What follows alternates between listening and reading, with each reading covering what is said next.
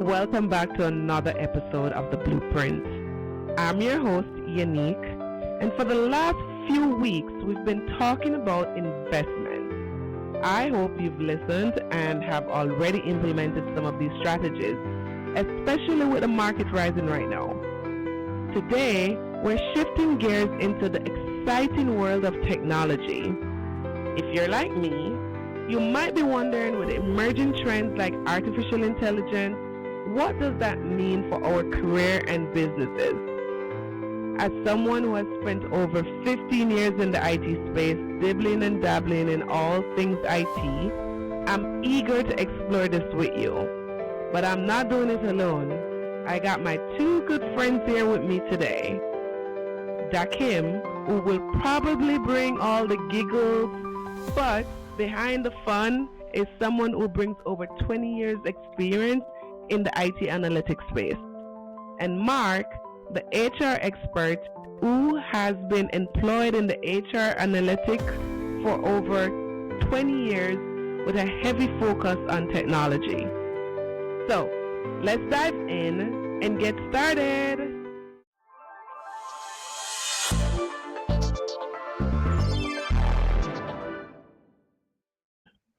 So, why IT and how did you get started in IT?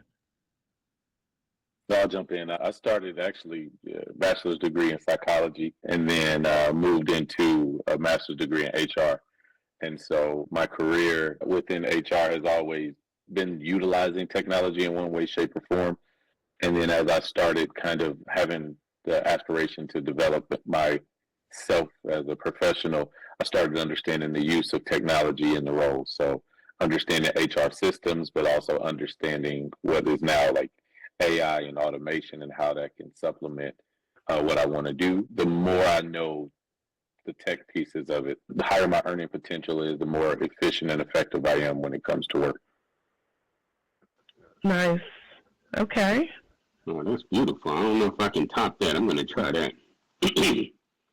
First, let me use my my Mark voice.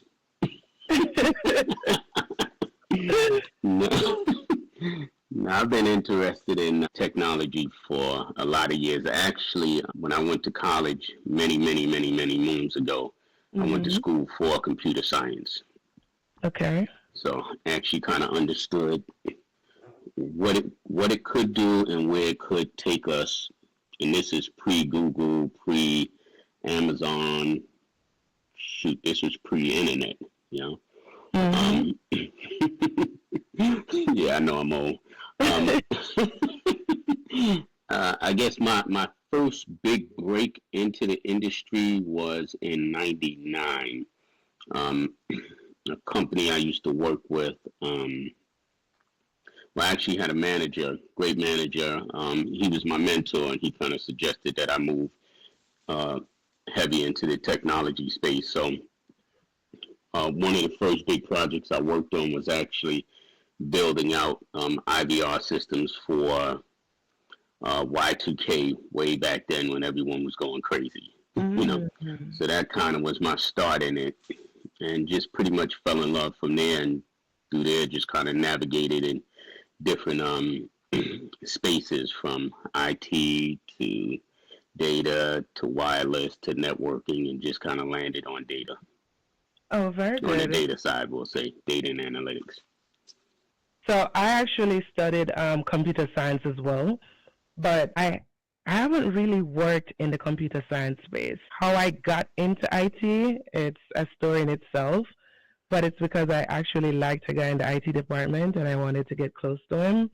And so I had a lot of questions about IT and what he was doing, and he directed me to the University of Technology, and literally that's how I got started in IT, and I've never looked back since. So each one of us, as you can hear, has different path to how we got into IT.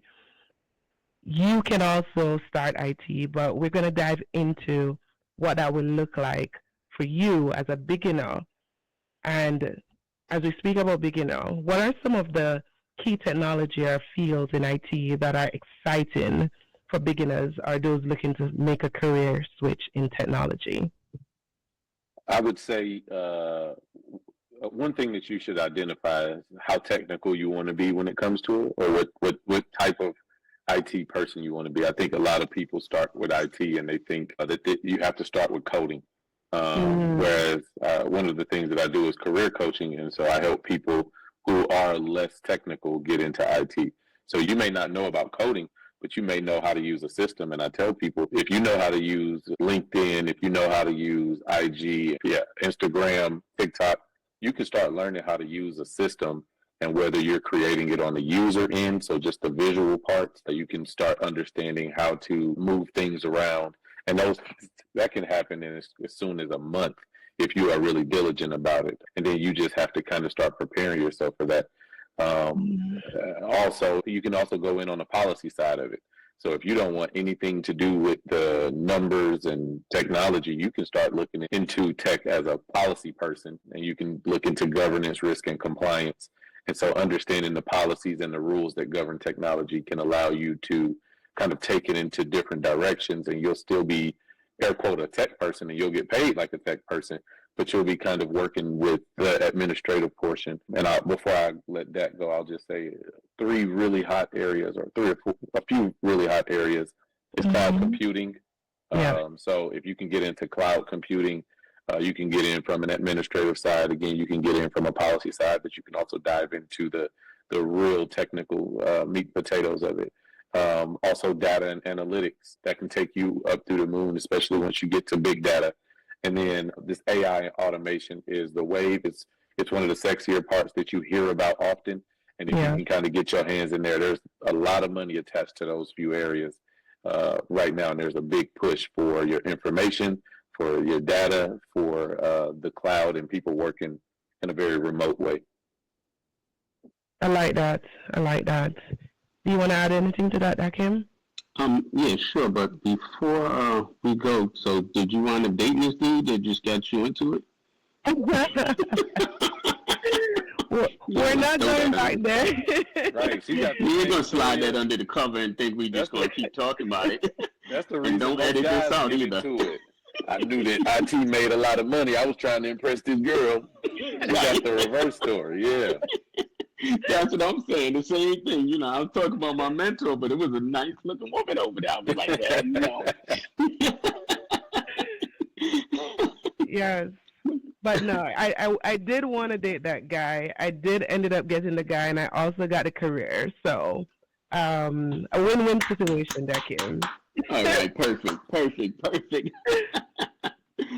And to answer your question, a newbie getting into the field, what I find, especially when I talk to a lot of people, they instantly look for what's hot and sexy at the moment. Mm-hmm. And what I always suggest to people is look at the career trajectory of that particular role, because what's hot and sexy today, as fast as technology is moving, may not be the wave in the next year or two, you know. And a lot of times people pick a career and it becomes a dead end career for them, even in the technology space. You know what I mean? Yeah. So somebody getting in, that would be my suggestion. Just kind of look at what it is you want to do, and outside of money, look at what it is you want to do. You know what I'm saying? Mm-hmm. Mark like, hey, nah, give me the bread. But you know, and I say that because, you know, again, if you do what you love and understand your skill set, then you'll be more successful. Because I see people that get into analytics because they think they're going to make a lot of money, but then they're like, I don't like sitting here 10, 11 hours a day looking at data all day. I don't like, you know what I'm saying, trying to create stories. So look at where your strengths are as well. Yeah. And allow that to guide you, including look at whatever career path you're trying to take. You want to go on, where that's going to be in the next 4 or 5 years. Do you think that a person who has been working, let's say, for example, accounting for a very long time can make that transition into the IT field? So to me, and I'm going to speak from being an older person, we'll say seasoned. Yeah. Because, you know, if you think of someone in that space for, you know, doing a particular role for 20, 25 years, they tend to get stuck and not be able to see anything outside of that. So to answer your question, yes, they can move into technology, and it's all about looking at how your skills are transferable. If you've been doing accounting, then you understand numbers. You understand how to create a story with numbers. So that's very a good space to go into as far as analytics, as far as building visualizations and stuff like that. You know what I'm saying? Because pretty much that's a lot of the data side, being able to build those visuals and being able to tell a story. And that's the same thing with accounting, being able to tell a story, the company's health, do a temperature check on the company from, accounting perspective. Yeah. Yeah, I would add on to that. I think that was a great point. I would add on to that. Sometimes you can get very comfortable in your job. And what the pandemic and a little post-pandemic has shown us is that, a lot of companies are trying to make themselves more lean. A lot of companies are wanting to automate a lot of things. And one of the reasons that I push people and encourage people to add on technology into whatever you're doing is because you are more likely to be able to pivot. And sometimes you need to make a very strong pivot. Sometimes you need to move in the opposite direction. And sometimes you just need to move over a little bit to make yourself a little more marketable. Doing your job, you could have had your job for 10, 15 years. And unfortunately, I've worked in HR for about that long, where I had to go through a conversation where I'm having to lay people off, having to deal with severance and mergers. And everything's great until it's not, and I've been on both ends of that. Yeah. And so the thing you need to figure out really is how can you incorporate newer technologies, newer methodologies into what you're doing to make you more marketable. And sometimes people kind of get that comfort, and they don't realize that comfort is what's keeping you where you are. You may not have promotional opportunities where you are, but you're used to your job. You know it well. You know it like the back of your hand, and you waiting on one person to leave so you can have an opportunity when you could have doubled your money and just by taking an interview. And I've been in that situation, and so sometimes it's going to take leaps and bounds. I know, and I think Dak knows someone as well, who's a lady who was an artist. She literally drew, and she learned how to use AI and started building out architecture in the metaverse, right? Mm-hmm. And so she started getting organizations to pay for it. She started getting invited out to different platforms so that she could showcase that talent, because there was some space for her to do that. And she went from this very physical art to much more digital art space. And now she's an architect creating these opportunities, and doors can open up into whatever you're doing. So you just have to figure out how you can get out of your routine and start getting into a space where it's going to allow you to grow more. And it's a lot of opportunities like that online and in person, depending on what city you're in. That's good. Yeah, I agree. Only thing I would add, because you just made me think about something, is if you get to a point where you're not intellectually curious, then you're stuck. And if you're stuck, then it's time, whether you talk to somebody like myself, Mark, Unique, or anyone you know, it's time to move out your way. Yes. And I think it's a good point to add, too, that IT is ever-changing. And so if you're looking to get into the IT field and not willing to continuously evolve and take certifications and do what is necessary to keep up with trends, then you may want to second guess going into the IT field, because I am in networking. And as a network specialist, it's important for me to constantly do my CCNA, my Network Plus, all the necessary IT certification, because they expire. And if they expire, then you need to relicense. So just bear those things in mind when deciding to do IT. So Mark, you mentioned that you are involved in HR systems and IT. How do you currently, how do you think that HR systems work together with IT to improve the recruitment process and talent management process? Well, so HR is very vast things. Specifically with recruitment, there's a lot of people who apply for jobs, and people used to fill out paper applications. That doesn't happen now. You have thousands of people that may apply for one job, and there's absolutely no way that one person can do that with efficiency. So now you have resume parsing. So just like you can upload your resume, it takes the information off your resume to fill out your application. We have it on the back end where it takes your resume and it looks for keywords. So one of the things I do with career coaching is help individuals utilize keyword optimization within their resumes. Another thing I do personally, and I encourage people to do, is use ChatGPT or one of those AI services to make your resumes much more efficient. You can ask it questions and you can build on your questions over time. But I use it on both ends. I use it when I'm applying for jobs, but I also use it as the professional so that I can figure out things that I don't necessarily have direct experience with. I've used it in an actual interview where they ask me a question, and as they're talking, I'm typing the same question that they're asking, and I'll say, how do I incorporate this into that? I've been given assignments for interviews that I have to take home with Excel, and I drop the form in there, and it'll help me write formulas and advanced code, advanced formulas in Excel. It's many ways that AI, that technology in general is used. The system itself also helps with the metrics that we use for the recruiting, but also human resources, right? So when people leave the organization, there's a number attached to how many people leave versus how many people come. I work in compensation specifically right now. So when we hire a group of people to do one job, we want to look at what you're getting paid in your role, what somebody in DC is getting paid in their role, what someone else is, and we also use how many years of experience you have. So we do a lot of different analysis on the data when somebody's working there or when somebody wants to work there. We do things to try to attract people using technology as well. So sometimes it's just the way that things look. Having an old system or an old website that's not user-friendly or that's hard to find the actual jobs that we're trying to market makes it difficult for people. So it may be something that's as small as how many clicks does it take to actually apply for a job. So it's many ways that we use technology in every aspect of human resources. Okay. So yeah.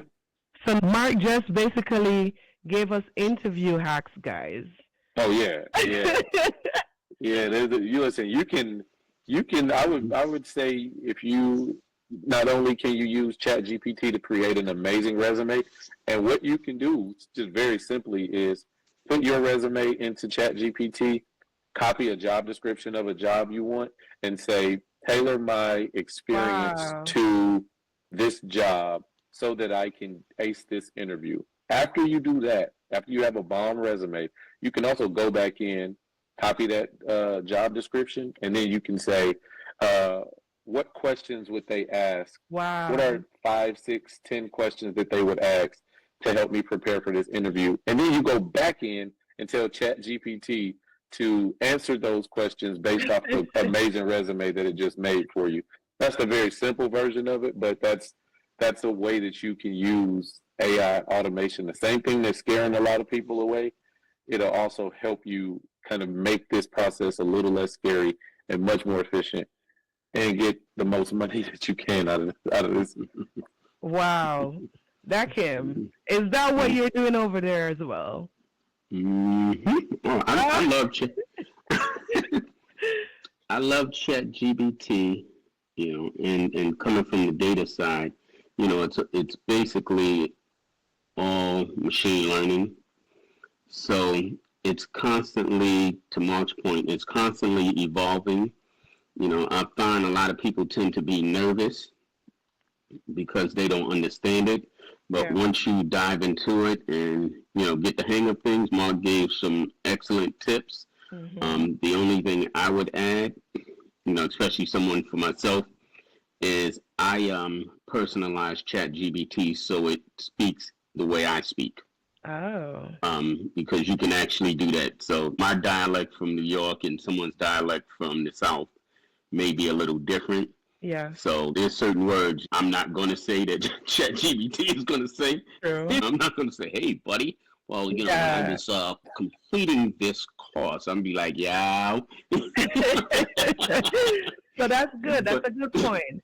So you basically train it to use your kind of basically use your dialect. language, exactly, Okay. exactly. You're writing. You train it. You basically set it up so that it recognizes your writing style. So when you do the things that Mark just mentioned, and it'll Mm, basically produce it in a format that's more of your writing style. Um, okay. and the thing that it does, it kind of helps you as far as if you do get an interview, being able to speak in your language, you Okay. know, instead of fumbling, because you know everybody's not as smart as Mark, Yeah. and they can do it on the fly. You know what I'm saying? So it kind of gives you that opportunity to speak, you know what I'm saying, in your language, and it'll sound more, what's the word I'm looking for? It'll sound more believable, I guess I could say. And you'll sound like you really know what you're talking about versus you're just reading, you know, some prompts. What So you that think? takes me to the next question then. Do you think in the next 5 to 10 years, considering the way technology is evolving, that we're going to have a bunch of, for lack of a better word, dumb people in the workforce? I think it's the opposite. I think we'll have Mm-hmm. smarter people in the workforce, which also means that when people talk about eliminating jobs often, what it's going to do means that you're going to have a new skill to do this job. And so I think that it'll have to be people that are more tech forward to do even some of the simpler jobs, right? So like we're talking about Chat GPT right now. Mm-hmm. There's literally jobs that are prompt engineers. So the way that Dak is talking about, like I might say, Dak, how am I going to get somebody to, how do I teach Chat GPT to speak in my voice? The same way Dak would talk me through that process is the same way I would talk to Chat GPT and Mm-hmm. say, okay, use those prompts to create the result I want. Or the same way I would tell you how to create your resume is the same way I would walk it through Chat GPT and teach you the prompts on how to get that. So that happens in your personal life. There's going to be Yeah. so many more people to get those results uh, through new jobs that are created.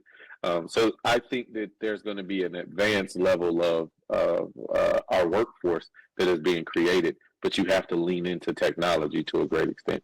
So just like many moons ago, you could do whatever you want and never touch a computer. That's True. We're going to eliminate a lot of those jobs the more and more we start including technology, and so it's really just a larger expansion of like a technological revolution that you have to at some point be on board. So just like we're moving, even something simple like people, it's a lot of companies not taking cash anymore. That True. shows how they're leaning forward into this, and you can't say, "Well, I'm only going places where my money is accepted," because you're going to start Yeah. limiting yourself over time. You have to start leaning into it, even if it's little by little. Okay. Yeah, yeah, I agree with you. I have a question for you, Mark. Right? um, because I'm sure this is going to come up. We need to get together and three of us do a Chat GPT class as well. Oh, that would be dope. I That would got be an great. idea. Yeah, I got an idea on it as well. But this question I've heard this question before. Because, you know, we have 3.0, we have, I think, 3.5, we have ChatGPT 4.0, and we're Mhm. just talking ChatGPT. We're not even talking the other softwares, the other AI tools that are out there. A lot. Um, would you suggest someone paying for the premium or professional version of these AI tools or just use what's free? I would suggest I would say look, take inventory of why you need it. If Yeah. you're just trying to get acclimated to it initially, don't. It's free. Don't pay for it. Get an Correct. understanding of the system. Get an understanding of it, because they're going to limit how much you can use it. But if you're not using it for normal business purposes, Yeah. then you don't need the most advanced version of it. If you just need to get from point A to point B, do that. But I use it not only for my career coaching, but I use it for my professional career. So if I'm wanting to tighten up processes, I need ChatGPT to be a little more advanced, and I don't need limitations on how many questions I could ask. Yeah. So those are the cases where you would need ChatGPT to be more advanced. If you're trying to build out significant code, you need that. If you want to be taught how to use code or be taught SQL, you're going to ask a lot of questions and need a lot of prompts. And you're going to need a greater capacity for it. So I would say if you're just trying to get your feet wet, use the free version. But if you're using it on the day-to-day, if you're trying to write a book extensively, if you're trying to learn something extensively or use it to change processes, like invest in it. It's not even, at this point, it's not a expensive investment, whether you're using ChatGPT or Gemini or, whatever Microsoft version is, but you have to, it's worth the spend if you're using it in that way. I'll agree with that because I currently have the paid version. I just didn't want the limitation because I'm doing a lot of research these days. And so I wanted to be able to ask as many questions as I want, get as much help as I need. I even use ChatGPT for my counseling. If I have a question and I need some advice and guidance, that's like my best friend right now. So I don't want no limitation on anything. And please, I'm not crazy. Trust me, if you want to talk to ChatGPT, it actually answers, it actually gives you good advice, and it also tells you, hey, I'm not a doctor. So you saying you paid the deposit for that Tesla bot? You first in line. You got it on back order. Listen, I watched iRobot and that other crazy movie with the doll. I don't want a robot in my house. I'm sorry. So. All right. I mean, it's nice. I ain't gonna lie. The concept of it, especially if I was one of them parents that need a babysitter, I would be like, hey, watch my son. But no, the concept of it is nice. It's scary though, for me at least. What do you think? People, disclaimer: do not make ChatGPT your boyfriend or your girlfriend. Eh? Too late. Some people already. Some people asking ChatGPT, "Am I pretty?" right now. Right. Listen, I asked ChatGPT about my outfit, and he's like, "You're looking vibrant," and I'm like, if I ask a man how I look right now, he'll be like, "You look good." He's not even looking at me. So I'm just putting that out there. It serves its purpose. The only thing it's not able to do at this moment is give me a hug and whatever. That's what the robot's for. That's robot. What was the question though? Sorry. I don't even know where I'm at now. But so we're talking about AI, and we have discussed some of the benefits of using AI. Do you think there are any risks for the job market as it relates to AI? In my opinion, is there's still a lot of risk because it's still new, and basically what it's doing is constantly being fed data, and it's scrubbing data from a variety of sources. So what's also occurring is it's scrubbing bad data. Yeah, because it's scrubbing data from the internet. That's why sometimes you'll receive a response, and you can either regenerate the response and say, hey, this was a bad response, and depending on how many people say this was a bad response, then that response will kind of go out. But it's going to take, in my opinion, I'd be curious to hear yours, but it's going to take a few years to really scrub out the bad information that's out there. Yeah, I agree. I think you got what's now, and then you got what's coming, right? And so I think right now it's almost like training somebody to do your job, right? So you can train somebody to do your job, but you need to make sure that you're also preparing yourself for your next job. So like Dak said, you are you're feeding all of yourself into this, your tone, your cadence, your information, your personal information. All of this is being used because data is king right now. Yeah. And you're giving all of this data. So what you are doing is some of those jobs that you were able to do they're going to use modeling and ranking, and they're going to use these things to create AI to flip burgers. I was looking at this investment, which was a pizza vending machine. I promise you, it's not going to be the best pizza you've ever tasted. But we are becoming a much more convenient economy. So I'm not going to go to Domino's. I'm not going to go to Little Caesars. I'm going to get this pizza from this vending machine, and it's going to be suitable enough for me. These are things that is making the way that we live now that much quicker. And so you got to think about the now and then think about what's coming. So when I worked with Meta, one of the things that didn't catch on the way we thought was VR and this, living in this augmented space. So what you see happening is that they're not giving it to us. We okay with the computers and phones. It's going to our kids now. Yeah. And so when they start my son loves VR headsets. They're putting these things in schools. So kids are going to learn in very augmented spaces. And I think it's that right now, and it's going to turn to holograms eventually, but be able to interact real time, regardless of language. You're going to be able to make those connections across the board. And it may not be us. It may be the generation after us, our children, and we're not going to be able to wrap our mind around it if you don't start adapting to the technological changes right now. So there's pros, there are cons, and the cons, the haves and the have-nots are going to be very distinguishable if you don't attach yourself to some understanding of technology. So do you think the fact that we are feeding our information, the way that we sound, sometimes the way that we look, the way that we type, everything about ourselves, do you think there would be any risk to us and our information being out there in the world? Do you think there will be a robot that shows up at my door that sounds like that Kim, that's knocking on my door, and I look outside and he probably looks like that Kim as well? That's like starting a fire with twigs. They're not doing that anymore. Somebody's going to call you, and then they're going to sound like me. They're going to sound like that Kim. They're going to sound like your kids. They're going to say, hey, Mom, I'm in trouble.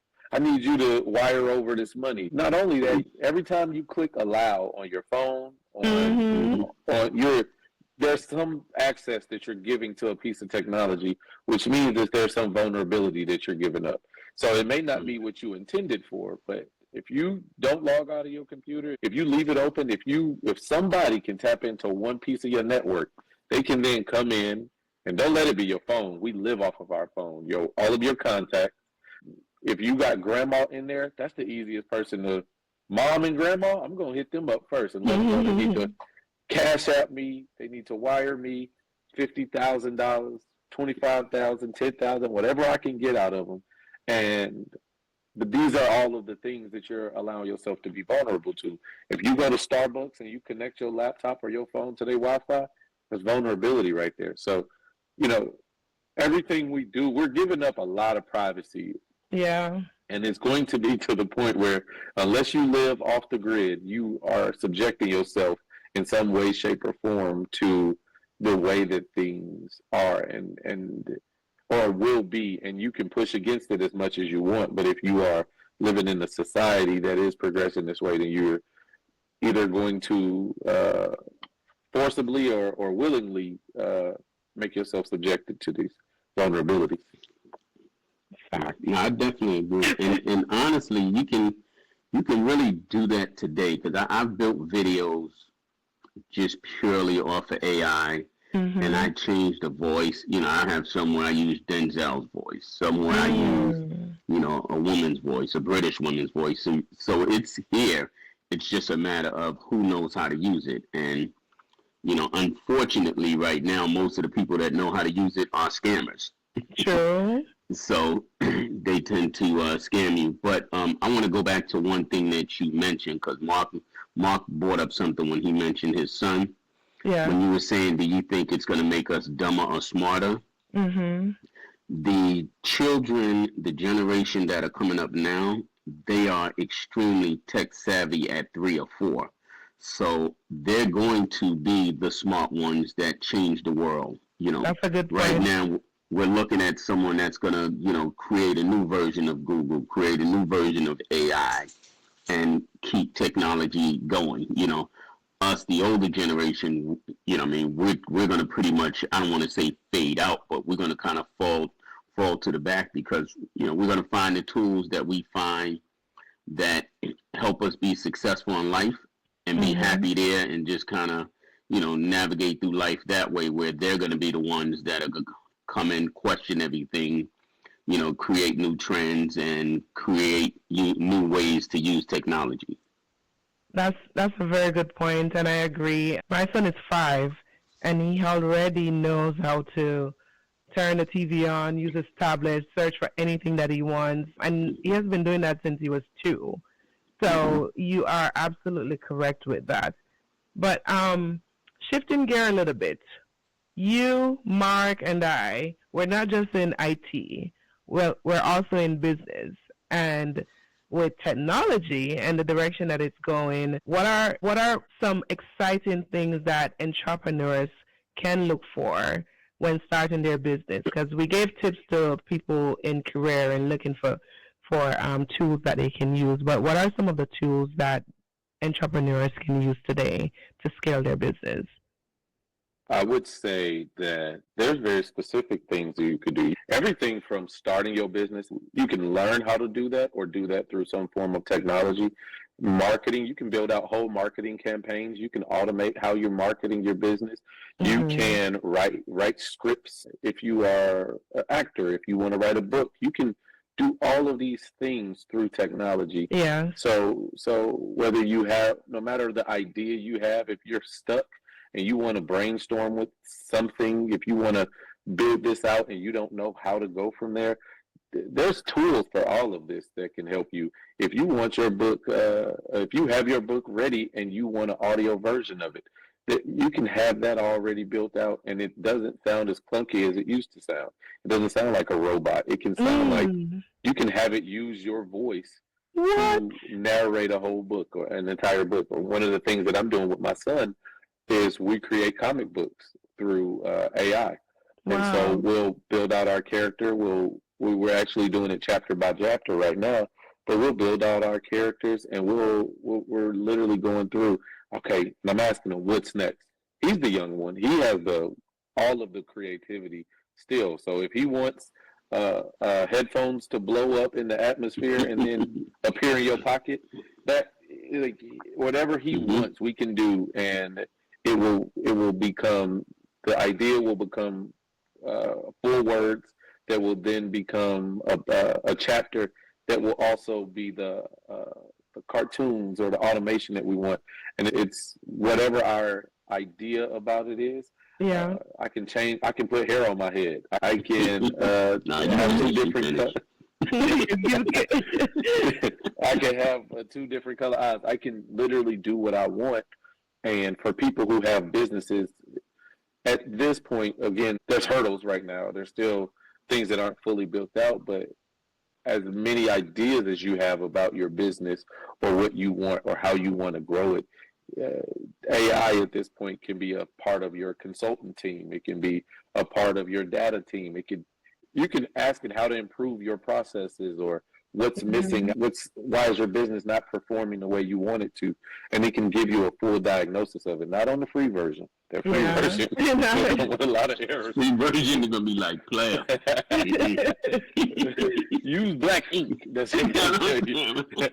But yeah. So I think the options for opportunity are there in abundance if you are an entrepreneur. I like that. And I agree. The barrier to entry is really low now. Extremely low because you have a lot of technology. So there's not much, and I use this loosely, you shouldn't spend that much paying for consultation fees. Someone comes with my $999 course to teach you this, teach you that. You no longer have to do that unless you just feel like giving away free money. Not saying that some courses are not great, but the barrier to entry is a lot lower, and you shouldn't be paying extraordinary prices like that. The exciting thing is, once again, if you're intellectually curious, you're curious about your particular field, using different AI tools will help set you on the right path. Yeah. And help prevent you from going down those rabbit holes. Because you know how sometimes you'll go down a rabbit hole if you click, and we'll just use Google. If you click on Google and you just start clicking links, and before long, it's 3 days later and you're still clicking links. And you haven't really, you know what I'm saying? So find certain AI tools, ChatGPT, Gemini, some of the other tools as well, will help kind of keep you structured and set a good path for you. Additionally, the exciting things are, if you know that you're weak in certain areas, you can utilize technology now to help you in those areas where in the past you either struggled through it, similar to what Mark was saying, marketing campaigns. If you don't know marketing, you either struggled through it or you paid someone a ridiculous amount of money to do certain pieces for you that now you're able to do for yourself. Or if you decided to pay someone, you at least have an understanding of how to do it. And being that technology has improved things so much, they should be able to help you for a few months and say, hey, you know what? I can turn this over to you now, unless you're just trying to build a team and utilize them in that particular space. One of my friends, she actually, and I don't remember the tool off the top of my head, but she actually used an AI tool to help her write an entire movie. Wow. Yeah. I mean, and movies it's a local movie on the indie side, but it basically built out all the characters, built out everything for her. She just pretty much said, this is what I want to do, fed it certain scenes and characters, and created an entire movie. Yes, that's good. I'll also add that there's so many tools out there that you can use to start your business.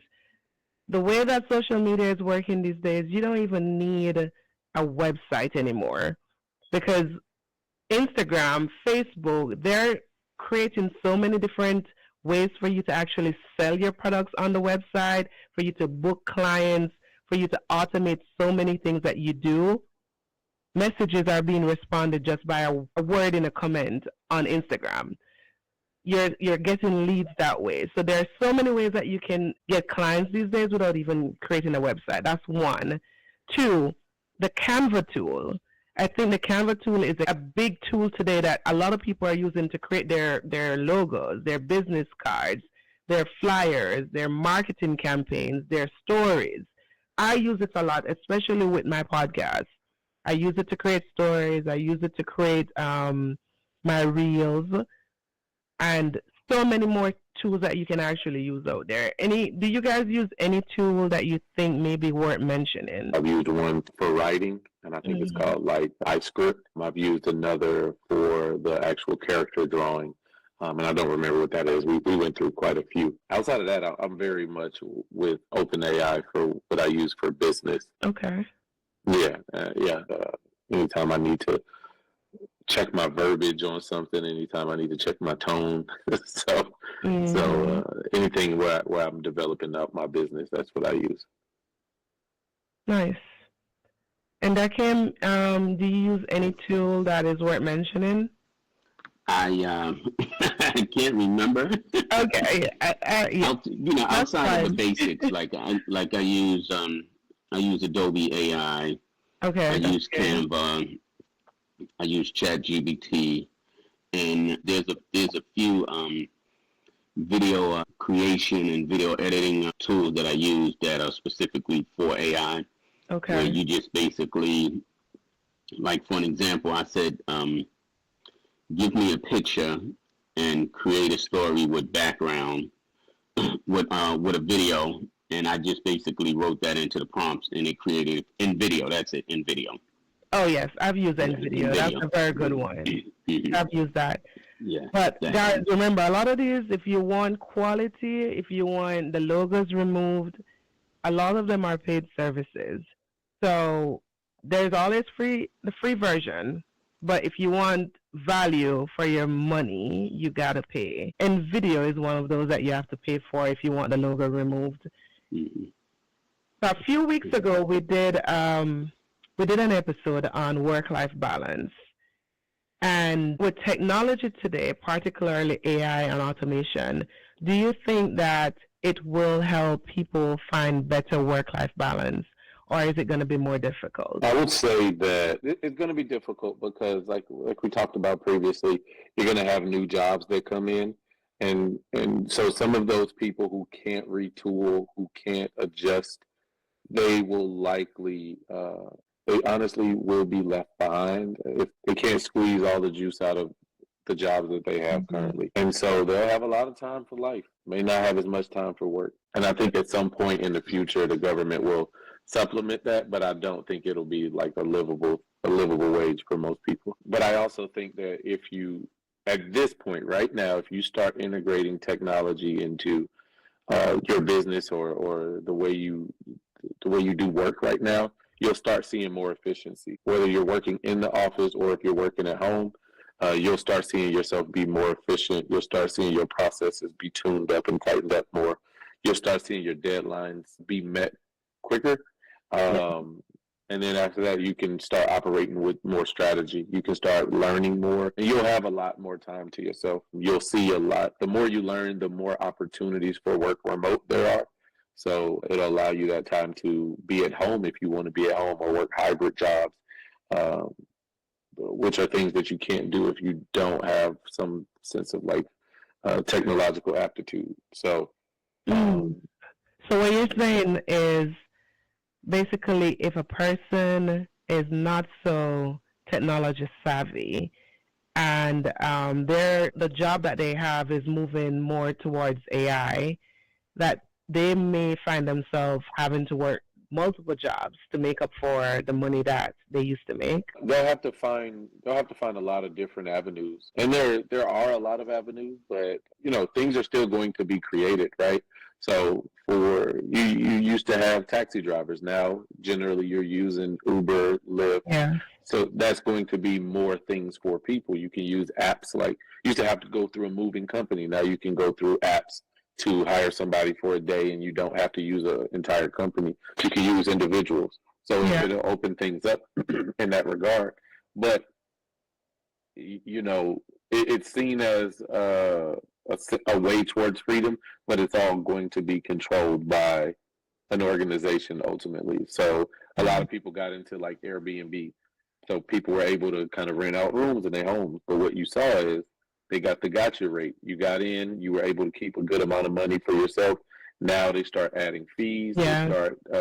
They start taxing you on both ends. So whether you want to rent room or rent your rooms out, you're getting taxed so significantly that it's if you're not somebody if you can try those methods, and there's always going to be new ones created, but you have to start being able to use technology even at the lowest end to try to create some leverage for yourself and some relevance. Do you think it's going to be more difficult, or it's going to make work life more balanced? Caught me when I was swallowing my cookie. No, actually, I think it's not going to make a difference at all, honestly. Okay. And the reason I say that because work-life balance, in my opinion, is a mindset. Knowing how to structure your day. You know what I'm saying? If you're not an organized person today and you don't know how to turn things off at some point, and being a parent, working a job, being a business owner, that's a whole lot to juggle. And you can add, depending on your industry, you can add AI into it to help. But AI can't help you if you're just a procrastinator. Yeah. AI can't help you if you're just an overworker. You know what I'm saying? And if we add in things such as, you know, rental rates, home prices, and stuff like that, to where now people almost have to work two jobs and have a hustle, or work one job and have a hustle, depending on what you're doing. If you're not creating a sustainable business that's going to make you money while you sleep, then there's always going to be that work-life balance challenge. You know, and you have to at some point be able to say, okay, you know what? Once I've done my 8 hours here and I do whatever it is for my business, my 2 hours, that's it. Yeah. But again, it's still a juggling act that I think until, you know, people are able to get into a certain mindset and build businesses that will create that sustainable income without you having to constantly be present, Yeah. then that's going to be the game changer. Yeah, I like that. And I'll agree with that piece as well, because I think it's a mindset indeed. And when we tackled the topic a few weeks ago, we focused a lot on work-life integration versus work-life balance. And I think it's going to be more of an integration with technology than a balance. You now have the option to speak to AI, to come home and finish your job. So it may not be that much of a balance, but it will be integrated, and you can structure and time manage a little bit more, set family time aside, and focus on that. So that's good. So we've touched a lot of different things. AI is a big bucket in itself that probably need another episode all for itself to continue to talk about that. But we do see where AI can help with your career, with your businesses, with your life. And it's important to not be closed-minded to it, be open to change, be willing to accept the direction that the world is changing to. Back then, I think today we were at work and we were looking at when Google first came out, when the internet first came about. There were so many things that we never used to do 20 years ago that we're doing today. So if we want to continue to move with the trends and the change of technology, we have to be open-minded. Anything you want to add to that, or any advice that you want to give to the young generation that are looking to get into technology? Anything else that you want to add before we go into our rapid fire questions? I would say do it. I would say look into it, go search it, and then jump in, but then also find somebody to mentor you. If you don't know exactly what you want to do, if you don't, get in the spaces, go to a tech conference, go to a meetup, get in Facebook groups, join something on LinkedIn, Reddit. Be in those spaces where those people are who can give you guidance, who can give you information. People are always wanting to figure out how they can help out, and sometimes we get so consumed with our life that we don't do our best to even seek out people to mentor. But find you a mentor, find someone who can give you guidance on how to start, where to go from there, how to plan out your career. And if you are in a tech role, figure out what's next, because these are going to happen very quickly, and you want to know how you can start setting yourself up for the next 5, 10, 15 years. And that may mean you stepping into very different roles or having very different skills than you have now. Yes. And I'll add, for because I don't know all of them, Gen X, Gen A, B, C, is too many gens. I don't even know what gen I am now, I'm this generation. Yes. But, for the older generation, I'd say, and we're going to go 40 and over for the older generation, just to be nice to some people. Don't be afraid to link up with younger people, because they're doing a lot of it today. And instead of, hey, they get on my nerves and, I don't like them today, figure out a way to bridge that gap and connect with them, One thing I know for sure from being in the tech industry as long as I have, people that truly love it, not trying to scam you, not trying to, sell my $9.99 book to you and my course that I could have grabbed off the internet. People that are really into it and love it, they enjoy working with somebody else to showcase their skills and show what they've solved and show you how they solved it. Yeah.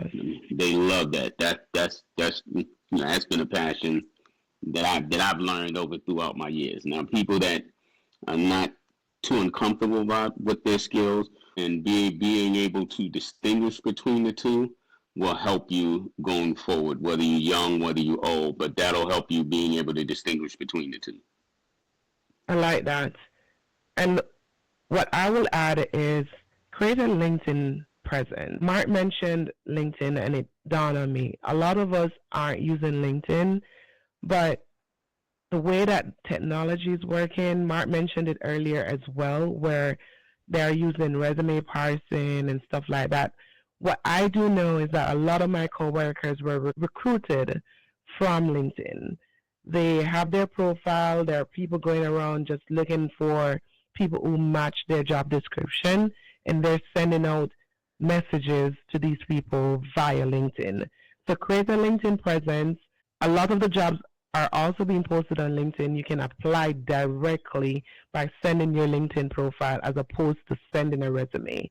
So bear that in mind as well. But go on LinkedIn, go on other companies' portal as well, look at some of the job description, look at the things that they're looking for. And then based on the job description, let's say, for example, you want to become a business analyst or an IT analyst. Look at what the job description is asking for, and then try to find those certification courses that you need to do in order to be qualified, especially if you're brand new and just getting into IT. You want to know what the companies are looking for within those roles. So thank you so much, guys. I like to end my podcast with rapid fire questions. I'll ask you questions and you just give me an answer. Are you ready for that? Yeah. You sure you want to ask me rapid fire? All right. Rapid fire. All right.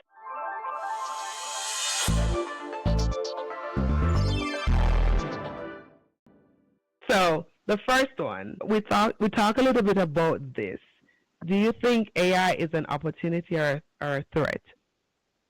Opportunity. Threat. I mean, it's rapid fire, but I wonder if I want it. Nope, I want that. I ain't answering. Nope. Nope, can't make me. Nope. All right. No, I'm messing with you. Go ahead. Why do you think it's a threat? Because it's still in its infancy stages. Okay. And a lot of the information in there hasn't been really vetted out. There's good information, but once again, you have people who do not read and do not comprehend. So they will, and I'm sure Mark has seen this, they will run their resume through AI, and you can clearly look at the resume and tell it's AI.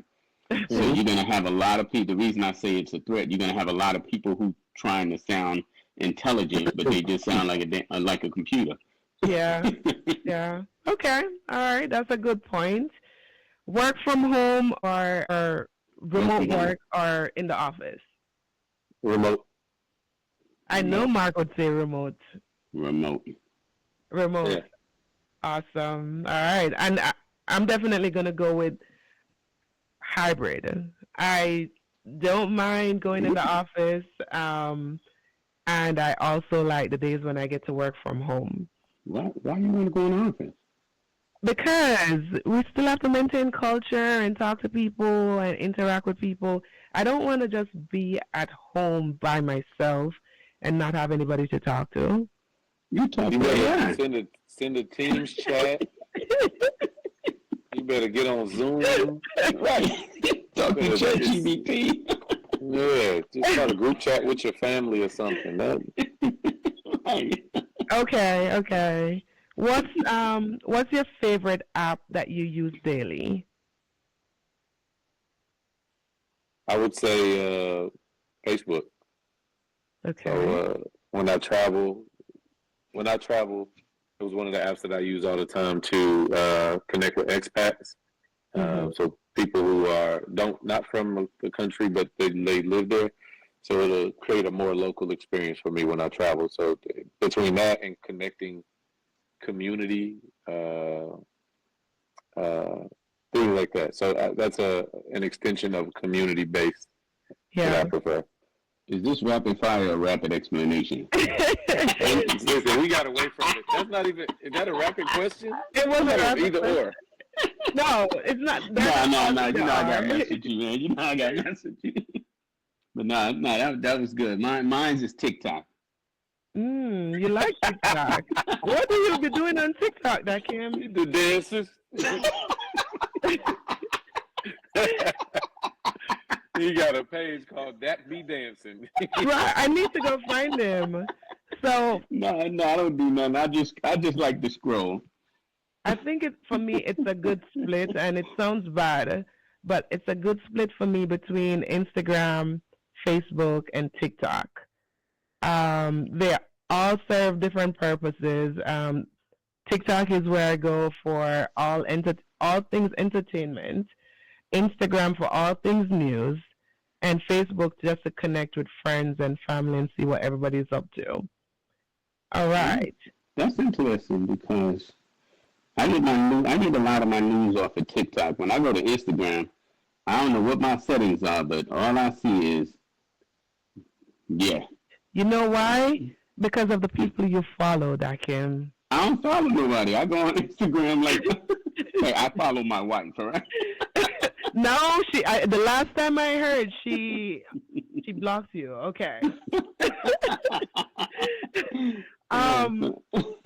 What's one piece of advice for someone starting a tech career today? One piece. Get a mentor. Really look at your skills and how they will transfer into a tech role. Because that's how you'll ultimately make your money. Okay. And I'll add just getting a career coach. I think sometimes we know what we want, but we don't know where to start, put it that way. A career coach can help with that. And if you do need one, I'm here to assist you to find your purpose. So you can reach out to me. Awesome, guys. I will use that voice. You can reach out to me. Reach out to me. Reach out to me, guys. Don't pay Dakim any mind. So that brings us to the end of today's episode of The Blueprint. We've explored how technology, AI, and automation are shaping the future for work and business, and how you can harness these tools to build and scale your career or entrepreneurial ventures. A big thank you to Dakim and Mark for sharing their insights and expertise. Remember, staying informed and adaptable is key to striving in this tech-driven world. If you enjoyed today's conversation, be sure to subscribe, leave a comment, and share with others who want you to stay ahead of the curve. Until next time, keep building your blueprint to success. Thank you. Bye.